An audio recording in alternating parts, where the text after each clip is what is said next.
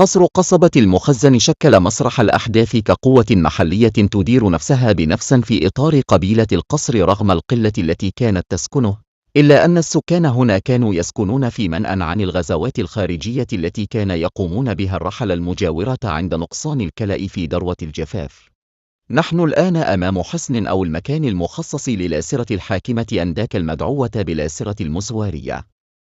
كما تشاهدون القصبة محاطة بعدد كبير من الأبراج العالية التي يتجاوز علوها 30 متر كلها مبنيا باللوح ومسقفة بالمواد المحلية. قشب النخيل وزعفه.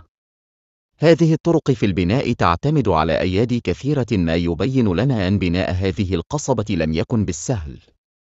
فسورها العالي وأبراجها الطويلة وسمك جدرانها الكبير الذي يصل والأكثر من مترين في العرض يخبرنا أن اليد العاملة عانت كثيرا وتكبدت المشاق لبناء هذا الصرح الطيني الأثري المدهش.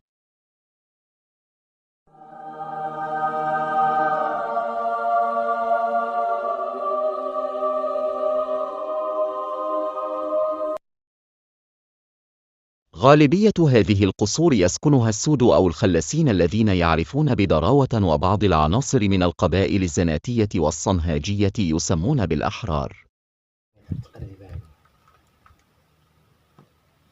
ولكن راه مقسم، راه إلا ربما رابوا لي هذوك راه كاين بحال قلتي كاين يعني طاجات بيت فوق بيت، يمكن فيه ثلاثة الإيطاج. هذا هو الطاج الواحد، الطاج الثاني فوق هذا.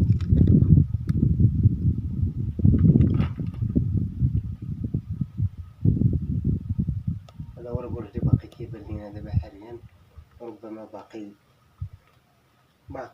واقف، باقي العامل ديال الزمان باقي دار ما اكتشف. وتعد ثقافة القصور أكثر فعالية في تنظيم شؤون السكان على جميع المستويات، ومن سوء الحظ أن القصر لا يتوفر على معطيات تاريخية مدققة. يحكي لنا التاريخ حسب المؤرخ أحمد البوزيدي أن هذا القصر كان يدخل من بين القصور التي حكمتها مشيخة المزواريين التي امتدت من طرناتة إلى مزكيطة، أي من فمتزكور جنوبا إلى إيمي ندري فمدرعة شمالا.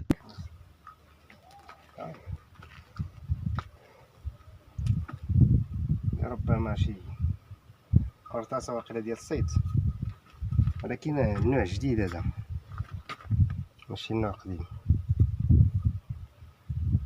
اكسبور هذا ديال الصيد، هذا كيستعمل الحجال